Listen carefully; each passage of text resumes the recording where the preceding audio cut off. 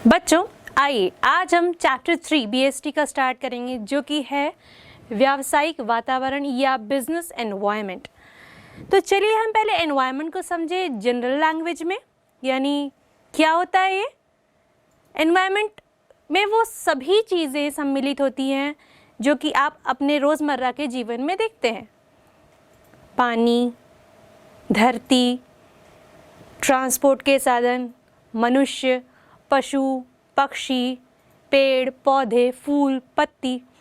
एक environment in सभी चीज़ों से मिलकर बना होता है।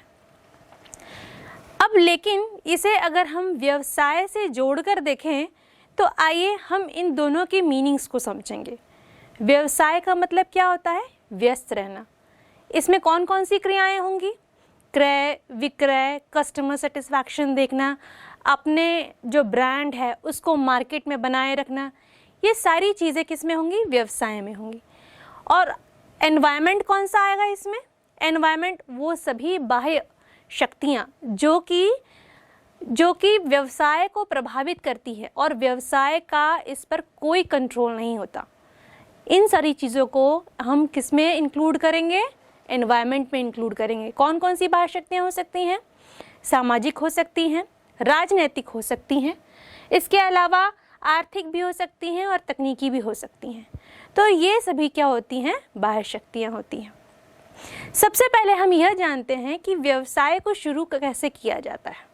ठीक है बच्चों, तो व्यवसाय को जब अगर किसी व्यक्ति को शुरू करना है, हम उदाहरण के लिए मान लेते हैं किसी व्यक्ति को साड़ी का व्यवसाय शुरू करना है, उसके लिए उसे सबसे पहले किस चीज़ की आवश्यकता होगी? लैंड की आवश्यकता होगी, यानी भूमि जहाँ पे वो अपना कारखाना खोलेगा। उसके बाद उसको क्या चीज़ की आवश्यकता होगी? मशीनों की आवश्यकता होगी जिसके बेसिस पे वो साड़ियों का निर्माण करेगा। उसके बाद तीसरा उसको क्या चीज़ों की आवश्यकता होगी? रॉ मटेरियल्स की आवश्यकता होगी। और चौथा लेबर्स की आवश्यकता होगी। इन सब की मदद से वो क्या करेगा? जो चाहता है, जिस तरह की साड़ियों का उत्पादन वह चाहता है, उस तरह की साड़ियों का उत्पादन वो शुरू करेगा। अब उसके व्यवसाय को जो मैंने 4 बाह्य फोर्सेस बताई या एक्सटर्नल फोर्सेस बताई या बाह्य शक्तियाँ बताई, ये चारों शक्तियाँ प्रभावित करती हैं। बच्चों, किसी भी व्यवसाय को एनवायरनमेंट कैसे प्रभावित करेगा, हम एक छोटे से उदाहरण से समझ सकते हैं।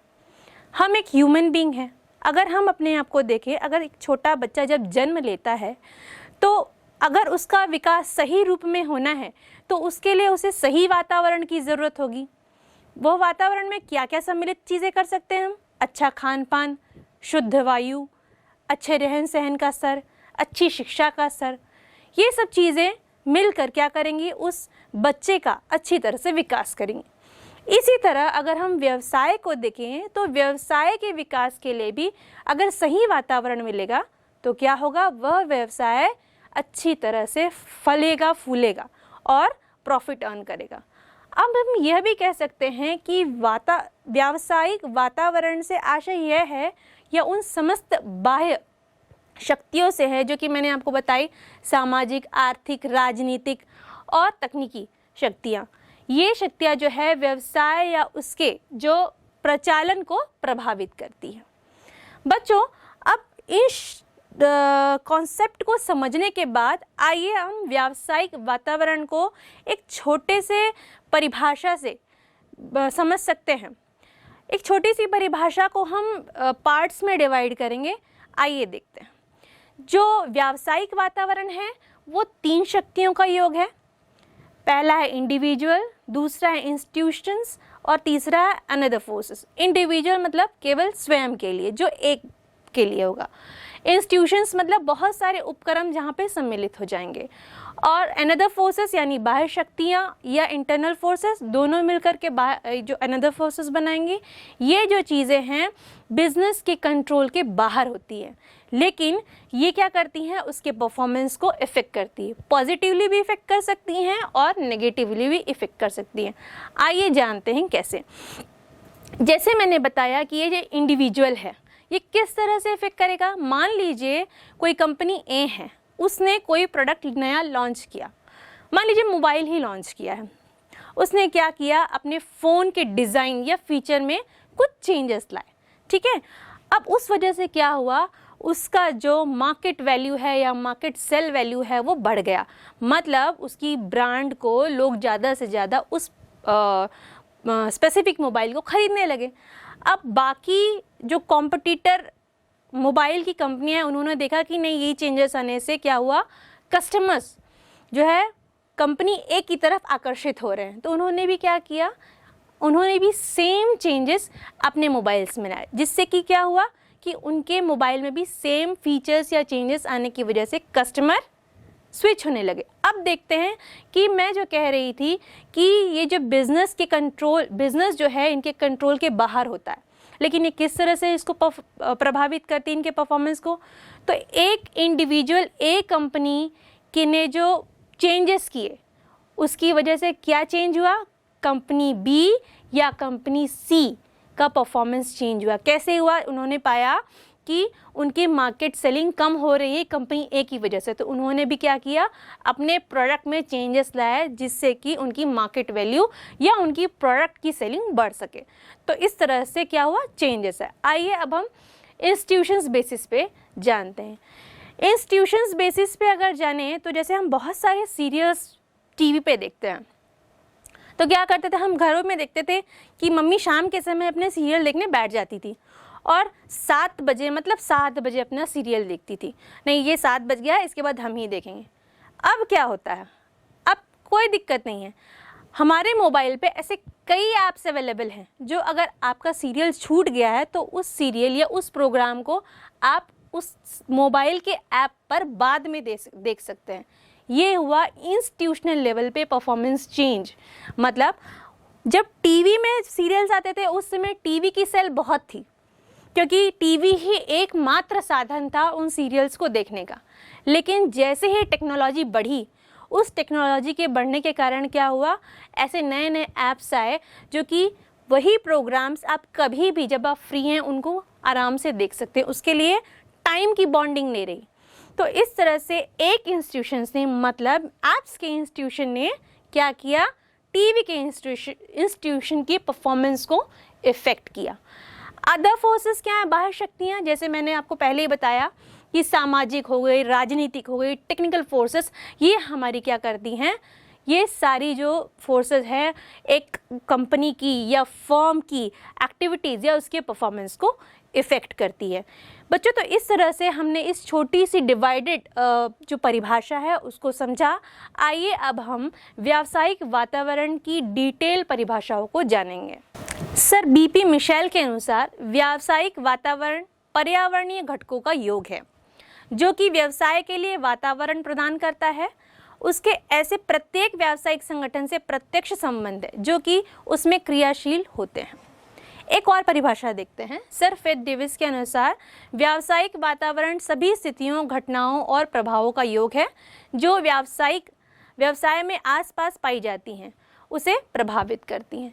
तो बच्चों, इन शॉर्ट अगर हम व्यावसायिक वातावरण के कॉन्सेप्ट को समझें तो ये कहता है कि जो बाह्य शक्तियां हैं ये क्या करती हैं, प्रभावित करती हैं किसको, व्यवसाय को, और किसी भी कंपनी का इस पर कोई कंट्रोल नहीं होता।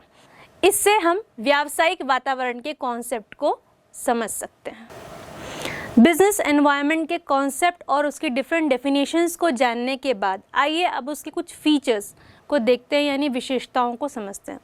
इसकी पहली विशेषता है बाहरी शक्तियों की संपूर्णता, अर्थात टोटलिटी ऑफ एक्सटर्नल फोर्सेस। बच्चों, जैसे कि मैंने आपको पहले भी बताया कि जो व्यावसायिक वातावरण है उस पर जो बाह्य शक्तियां हैं उनका दबाव बना रहता है, और ये क्या होता है, ये व्यवसाय के कंट्रोल के बाहर रहता है। लेकिन फिर भी क्या होता है, ये जो शक्तियां हैं ये प्रत्यक्ष या अप्रत्यक्ष रूप से इस तरह से उनके जो व्यवसाय है उनके परफॉर्मेंस को प्रभावित करती हैं या उनकी कार्यक्षमता को या उनके कार्य को प्रभावित करती हैं।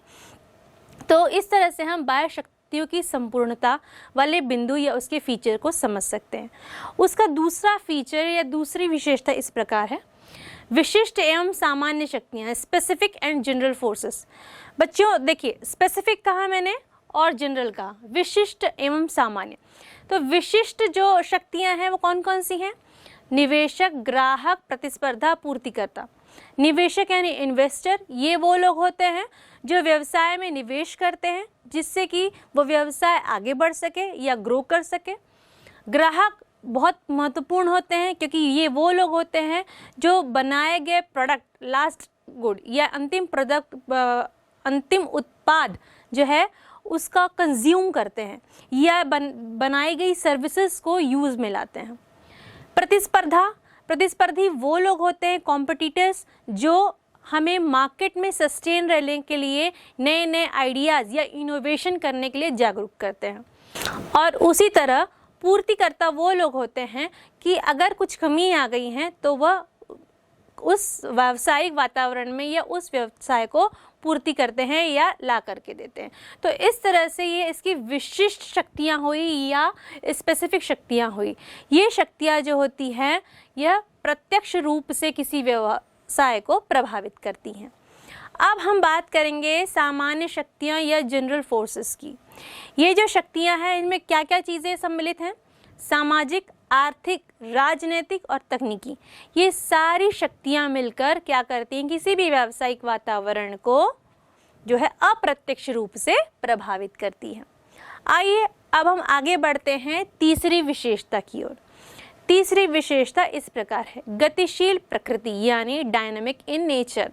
अब व्यवसाय है वो गतिशील प्रकृति का होता है, उसमें हर पल चेंज आते हैं। आपने देखा है कि आधुनिक युग में और पहले के युग में किस तरह से व्यवसाय का वातावरण बदल गया है। दिन प्रतिदिन उनके सिद्धांत, उनकी पद्धतियाँ एवं जो कस्टमर्स हैं उनकी नीड और रिक्वायरमेंट भी चेंज होती चली जा रही है। तो इस तरह से हम कह सकते हैं कि जो व्यावसायिक वातावरण है वो डायनामिक इन नेचर है।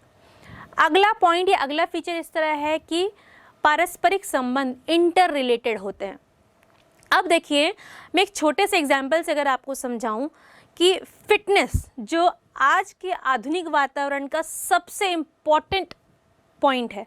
आज हर व्यक्ति फिट होना चाहते हैं, उसके लिए वो क्या करते हैं? डाइट फूड कंज्यूम करते हैं, जूस कंज्यूम करते हैं, रोस्टेड स्नैक्स कंज्यूम करते हैं। और इसी जो है अपने शरीर को बनाए रखने की क्षेत्र में अगर व्यवसाय आगे देखें तो जिम खुल चुके हैं, डांस के डिफरेंट फॉर्म्स के क्लब्स खुल चुके हैं जो कि ये दावा करते हैं कि अगर उनके साथ मिलकर वो काम करेंगे या अगर कोई कंज्यूमर उनकी सर्विसेज यूज़ करेंगे या वहाँ आकर के पार्टिसिपेट करेंगे तो वो फिट रहेंगे। तो इस तरह से हम कह सकते हैं कि ये व्यवसाय जो हैं एक दूसरे से इंटर रिलेटेड है, न कि फूड जोन जहाँ पे डाइट को रोस्टेड स्नैक्स इस तरह से यूज कर रहे हैं, बल्कि दूसरा व्यवसाय कौन से? जिम हुए, डांस सेंटर्स हुए, इस तरह से ये लोग अपना प्रचार प्रसार कर रहे हैं और व्यावसायिक वातावरण में क्या कर रहे हैं? सस्टेन कर रहे हैं या अपने आप को बनाए रखे हुए हैं। अगली जो फीचर है वो है जटिलता, जिसे कॉम्प्लेक्सिटी कहते हैं। देखिए बच्चों, जो व्यावसायिक जो वातावरण है वो एक्चुअल में बहुत कॉम्प्लेक्स है। किस समय कौन सी समस्या उत्पन्न हो जाएगी इसे हम पहले से नहीं जान सकते। इसीलिए एक व्यवसायी को हर समस्या को झेलने के लिए पहले से रेडी रहना पड़ता है। तो अगर इससे हम यह समझ सकते हैं कि जो व्यावसायिक वातावरण है वो कॉम्प्लेक्स है और एक अच्छे व्यवसायी को उसको झेलने के लिए या उसके सॉल्यूशंस के साथ रेडी हो सकता है समटाइम्स उसका सोल्यूशन काम भी करे और समटाइम्स ना भी काम करे, लेकिन ऑल्टरनेटिव्स हमेशा बनाए रखने चाहिए। नेक्स्ट फीचर को हम देखते हैं जो कि जोखिम एवं अनिश्चितता है, रिस्क एंड अनसर्टेनिटी। जैसा कि बच्चों मैंने कहा कि कोई भी चीज़ें व्यावसायिक वातावरण में सर्टेन नहीं है। जैसे जैसे चेंजेस आते जा रहे हैं कॉस्ट और अनसर्टेनिटी बढ़ती चली जा रही है। जैसे कि फॉर एग्जांपल हम ले सकते हैं कि कपड़े का व्यापार, या कह सकते हैं कोई ऐसा व्यापार बढ़ रहा है, लेकिन अचानक क्या होता है, कोई आपदा आ जाती है जिस वजह से ये सारे व्यापार रुक जाते हैं। सिर्फ कुछ एक व्यापार चलते हैं, जैसे जो कि सब्जी का और खाद्य उत्पादों का। आप इस कोविड काल में इसको महसूस कर सकते हैं कि कोविड-19 पेंडेमिक की वजह से सारे व्यवसाय ठप पड़ गए, केवल जो ज़ोर शोर से चला वो खाद्य पदार्थों का और सब्जियों का था और फलों का था। तो इस तरह से हम जोखिम और अनिश्चितता के पॉइंट को अच्छी तरह समझ सकते हैं। अगला पॉइंट है सापेक्षता, रिलेटिविटी। जो व्यावसायिक वातावरण है वो रिलेटेड है अपने सारे फैक्टर से। अब हम यह नहीं बता सकते कि कौन सा फैक्टर उसको कब इफ़ेक्ट करेगा, ये उसको किस तरह से इफ़ेक्ट करेगा। तो इस तरह से हम उसके 7वें फीचर सापेक्षता को समझते हैं। 8वां फीचर इस प्रकार से हैं, रुकावटें एवं अवसर यानी कॉन्स्टेंट्स एंड अपॉर्चुनिटीज़। देखिए बच्चों, किसी भी व्यवसाय को चलाते समय समस्याएं तो आती ही हैं, लेकिन उन समस्याओं से अवसर किस तरह निकाला जाए, यही एक बहुत अच्छे एंटरप्रेनर या जो है एक किसी भी फर्म के मालिक का काम है कि कोई समस्या आई, उस समस्या से किस तरह बाहर निकला जाए। तो इस तरह से हम रुकावटें एवं अवसर के 8वें बिंदु यानी जो 8वें फीचर है उसको समझते हैं। तो बच्चों, इस तरीके से हमने इन सभी फीचर्स को अच्छी तरीके से समझा है। आइए अब हम इसके अगले पॉइंट पे चलते हैं, जो कि है व्यावसायिक वातावरण का महत्व। अब महत्व क्यों जानना ज़रूरी है? महत्व इसलिए जानना ज़रूरी है कि व्यावसायिक वातावरण क्यों चाहिए। सबसे बड़ी बात, आधुनिक युग में जिस तरह से चेंजेस आ रहे हैं, उस तरह से फर्म्स को एग्जिस्ट करने के लिए मार्केट में उन चेंजेस को एक्सेप्ट करना होगा। इसीलिए अगर कोई फर्म व्यावसायिक वातावरण को अच्छी तरह से रीड नहीं करती, उस पर अच्छी तरह से रिसर्च नहीं करती, तो उसको बहुत सारे बेनिफिट्स नहीं होंगे, बहुत सारे लॉस हो जाएंगे। इस स्थिति में क्या होगा, वह मार्केट से सस्टेनेबिलिटी खोती चली जाएगी। मतलब मार्केट से अपना जो उन्होंने बना के रखा ब्रांड इमेज, वो उनका ख़त्म होते चला जाएगा और ऐसी स्थिति उत्पन्न हो जाएगी कि वो मार्केट से चले ही जाएंगे। तो इन सभी समस्याओं से बचने के लिए हमें व्यावसायिक वातावरण को समझना बहुत ज़रूरी है, एज अ फर्म का मैनेजर, एज अ किसी कारखाने का मैनेजर। आइए अब हम जानते हैं इसका पहला बिंदु, महत्वपूर्ण बिंदु क्या है। इसका पहला महत्व कहता है अनिश्चितताओं, जोखिमों एवं खतरों की जानकारी देने में सहायक, यानी helpful in giving information as to uncertainties, risk and dangers. देखिए बच्चों, अब किसी भी कारखाने या फर्म में स्थापित लोगों को यह नहीं पता है कि इन फ्यूचर क्या प्रॉब्लम्स क्रिएट हो सकती हैं। इसके लिए क्या होता है, व्यावसायिक वातावरण ज़रूरी है। अब जब व्यावसायिक वातावरण में लोग काम करते हैं तो वह रिसर्च करते हैं कि क्या पॉसिबिलिटीज़ हो सकती हैं, क्या समस्याएं आ सकती हैं, इन समस्याओं का सॉल्यूशंस क्या हो सकता है। तो इसलिए व्यावसायिक वातावरण में रहना और व्यावसायिक वातावरण में क्या चेंजेस आ रहे हैं उसको ऑब्जर्व करना बहुत ज़रूरी, या उसका अवलोकन करना बहुत ज़रूरी है, जिसके बाद ही हम क्या कर सकते हैं, किसी भी प्रॉब्लम के लिए क्या कर सकते हैं, सॉल्यूशंस निकाल सकते हैं। इसका दूसरा महत्व इस तरह से है कि अवसरों की पहचान करने, प्रथम तथा प्रस्तावक का लाभ प्राप्त करने के लिए फर्म की सहायता करना, या helps firm to identify opportunity in getting the first environmental change. अब हम अगर इसको समझें तो इस तरह से कह सकते हैं, मान लीजिए उन फर्म्स को हम देखें जिन्होंने स्मार्ट टीवी पहले लॉन्च किया, या अपने मोबाइल में नए फीचर्स लॉन्च किए, या अपने कैमरे की क्वालिटी में चेंजेस किया सबसे पहले।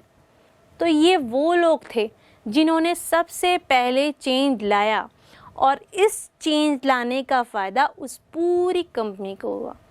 तो इस तरह से हम इसके सेकंड पॉइंट या सेकंड महत्व को समझ सकते हैं। आइए अब इनके अगले महत्व की ओर बढ़ते हैं। अगला महत्व है उपयोगी संसाधनों की प्राप्ति, यानी टैपिंग यूजफुल रिसोर्सेस। बच्चों, आप जैसे जानते ही हैं कि व्यवसाय जो है सोसाइटी से रिसोर्सेस को लेता है। जैसे कि मैंने आपको पहले ही बताया कि man, machine, material, money, method, ये सब सोसाइटी से ही एक व्यवसायी लेता है। अब वह क्या करता है, जितनी उपयोगी संसाधन हैं उसको अपने कार्य के लिए उपयोग में लाता है। तो इसका यह मतलब नहीं कि वो सोसाइटी को कुछ देगा नहीं, उसको इन रिसोर्सेज को यूज़ करते हुए सोसाइटी के बेनिफिट्स के लिए भी काम करना पड़ेगा। अब क्योंकि ये रिसोर्सेज उनको सोसाइटी से ही मिल रहे हैं, तो हम इस बिंदु से समझते हैं कि व्यावसायिक वातावरण के लिए कहाँ से रिसोर्सेज अवेलेबल होंगे, तो सोसाइटी से रिसोर्स अवेलेबल होंगे और बदले में व्यवसाय को भी सोसाइटी बेनिफिट में के लिए काम करना चाहिए।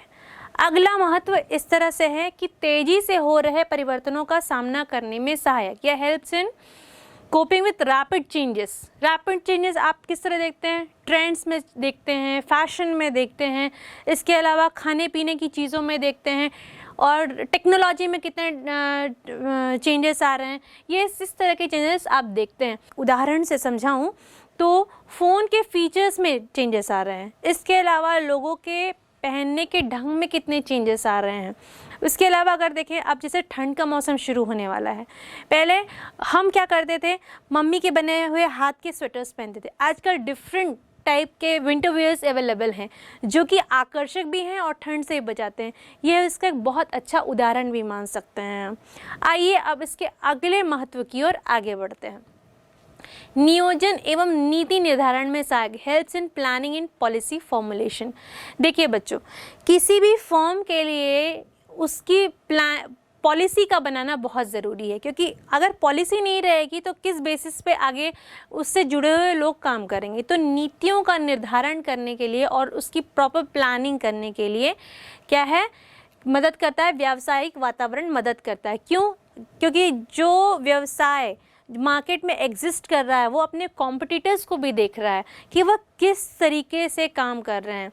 तो इस तरीके से क्या करते हैं, जो रिक्वायरमेंट आ रही है या जो चेंजेस ऑकर हो रहे हैं उस तरह से अपनी जो नीतियां हैं उनको बदल लेते हैं।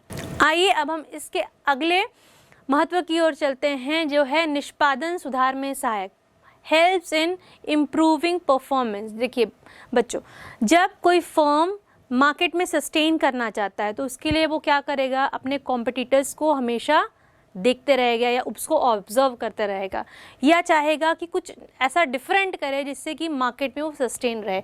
तो इस तरह से क्या करता है, वो अपनी परफॉर्मेंस को निरंतर इम्प्रूव करने की कोशिश करता है या सुधार करने की कोशिश करता है। जो फर्म्स ऐसा नहीं करते वो आगे चलकर अपना जो रहन सहन है या कह सकते हैं जो अपनी सस्टेनेबिलिटी है, जो जिस कारण से वो मार्केट में रुके हुए हैं, वो क्या हो जाते हैं, वैनिश हो जाते हैं, या मार्केट से वो ब्रांड्स चले जाते हैं या उनका अंत हो जाता है। आगे अगर इसके 7वें महत्व की ओर बढ़ें तो 7वां महत्व इस प्रकार है कि छवि निर्माण में सहायक, हेल्प्स इन इमेज बिल्डिंग। इसके बहुत अच्छे उदाहरण मैं आपको बता सकती हूँ, जैसे टाटा, बिरला, वीडियोकॉन, ओनिडा, ऐसी बहुत सारी कंपनीज़ हैं जिन्होंने इतने अच्छे प्रोडक्ट्स एवं सर्विसेज जो है अपने कस्टमर्स को दिए हैं, जिस वजह से उन्होंने अपना एक बड़ा नाम करके रखा है। टाटा ने तो एक छोटी सी नैनो कार भी निकाल दी उन कस्टमर्स के लिए जो महंगी कार अफोर्ड नहीं कर सकते। तो इस तरह से ये ब्रांड्स क्या करते हैं, जो ऑब्ज़र्व करते हैं, किसको, एनवायरनमेंट को ऑब्ज़र्व करते हैं। उन्होंने क्या ऑब्ज़र्व किया कि केवल मार्केट में ऐसे कस्टमर्स नहीं जो कि हाई फाई या एक्सपेंसिव या लग्जीरियस जो है कार से अफोर्ड कर सके, ऐसे कस्टमर्स भी हैं जिनको कम खर्च पे भी गाड़ियाँ चाहिए। तो उन कस्टमर्स के लिए नैनो सामने आई और इस तरीके से टाटा जो पहले से ही प्रचलित थे उन्होंने एक नैनो का निर्माण किया और आज वो मार्केट में बहुत ही ज़्यादा फेमस हैं और एक बहुत बड़ा ब्रांड है। इस तरह से हम इस पॉइंट को समझते हैं। अगला हम जानते हैं नव परिवर्तन या इनोवेशन। देखिए बच्चों, मार्केट में सस्टेन रहने के लिए हमेशा फर्म्स को कुछ ना कुछ नया करना पड़ेगा। अगर वो इस तरह से नहीं करेंगे तो मार्केट में सस्टेन नहीं रह सकते। फॉर एग्जांपल मैंने बताया किसी मोबाइल की कंपनी ने अपने मोबाइल के फ्लैप का पीछे का कवर चेंज कर दिया, कलर चेंज कर दिया उसका, या हो सकता है अपने मोबाइल के फीचर्स में चेंजेस ला दिए, स्मार्ट टीवी सामने आए। इसके अलावा हमने देखा कि टीवी में भी कितने चेंजेस आए हैं। पहले आपने देखा होगा एक डब्बा वाला टीवी था जिसका शटर इस तरह से खुलता था, फिर आपने देखा होगा नॉर्मल टीवी आया, फिर एलसीडी आया, फिर एलईडी आया, अब स्मार्ट टीवी आ गए हैं। तो इस तरह से इनोवेशन या चेंजेस बढ़ते चले जा रहे हैं या टेक्नोलॉजी में नए नए चेंजेस ओकर होते चले जा रहे हैं। तो बच्चों, इस तरह से हमने 8 महत्व को समझा कि किस तरह से व्यावसायिक वातावरण महत्वपूर्ण है। आइए अब हम व्यावसायिक वातावरण के अंग को समझते हैं।